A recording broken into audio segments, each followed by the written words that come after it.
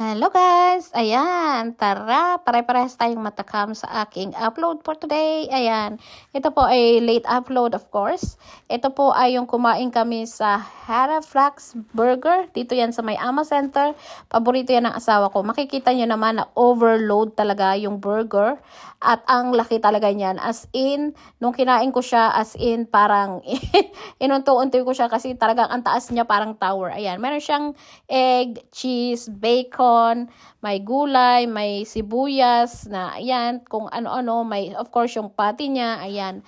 Ano siya parang hindi ko siya alam basta pero masarap siya talagang burger na yan. Kaya dalawang beses na kaming kumain diyan, tuwing burger ang gusto ng asawa ko, syempre yan ang gusto niya. Ayan.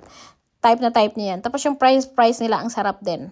Ayan. Tapos yung kanilang parang sausawan, yung mayonnaise at saka yung nila, remolel ay homemade. Ayan. Of course, ayan, ang aking in-order na drink ay strawberry milkshake. Favorite ko kasi strawberry, o diba? Ayan. So, thank you for watching. Bye-bye!